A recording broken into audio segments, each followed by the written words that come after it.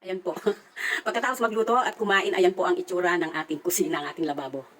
So ano pong gagawin natin dyan sa dami ng hugasin na yan? Si nanay na naman po ang magsosolve yan.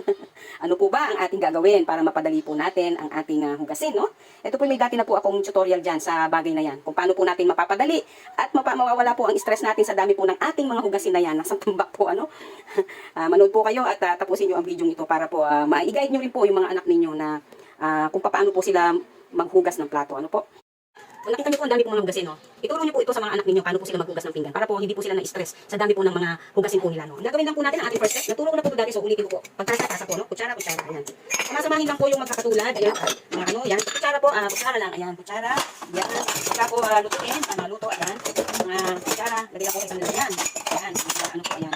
Ayan, ito, ayan. Ayan. Tapos ito po, ayan. Ay, kumbaga po, i-itemize po natin sila. Ayan. So ito, platito. Ganyan po ituro nyo sa mga anak nyo para hindi po sila na-stress sa dami po ng hugasin nila. Ayan. Pag nakalinya na po siya, wala na. Kunti na lang po sila tingnan. Ayan. Ayan. Kunti na lang po tingnan. Ayan siya, oh. Kunti na lang po siya tingnan. Ayan. So ilang piraso lang po yan, oh. Pag nakita ninyo, ilang piraso lang siya. Ayan, oh. Ganyan po ang gawin ninyo. Ituro nyo sa mga anak ninyo pag sila po ay maghugas ng pinggan.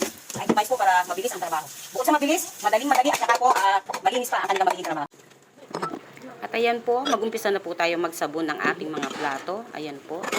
Umpisahan po natin sa maliit hanggang sa malaki po. Ayan, una tasa, syempre po. At dahan-dahan po tayo, ano, baka po madulas at mabasag.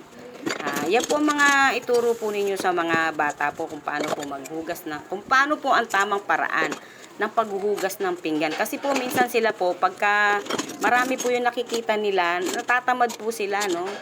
So, i-guide po natin ang mga anak natin para hindi po sila ma-stress sa mga hugasin. Alam nyo naman po, pagka pinggan po talaga ang pinag-uusapan, talagang nagkakagulo po ang magkakapatid. Ano, kung sino po ang matotoka, ayan po.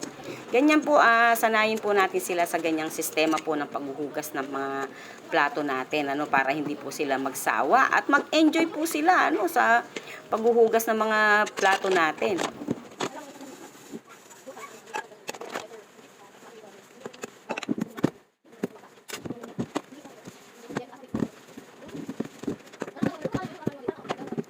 Muna natin lahat at lilinisin natin ang ating palanggana and then babanlawan po natin isa-isa. Ayan. Kung ano po yung ating inuna kanina, mga tasa, yan din po ang una nating lilinisin hanggang sa matapos po natin isa-isa. No? At tandaan po natin, itaob po muna natin sa ating palanggana bago natin ilagay sa ating dish dryer para maano po sila, ma-dry po sila. Kumbaga, patutuluin po muna natin yung tubig po ng mga hinugasan natin bago po natin sila ilagay sa ating dish dryer para po hindi magtubig-tubig po sa ilalim po ng ating dish dryer. Ano po?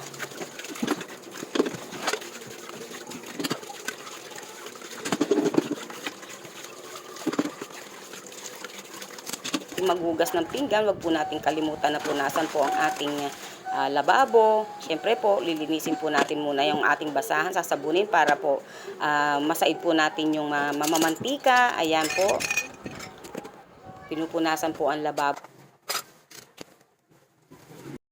Ayan po, malinis na po ang ating kusina at ayan po ang ating mga plato. Ayos na rin po. Sadya pong nilalagay po namin sa palanggana bago po namin ilagay dyan sa dish dryer para po madrain po yung tubig. Ayan po. Malinis na po ang kusina ni nanay. Ayan. Ganda.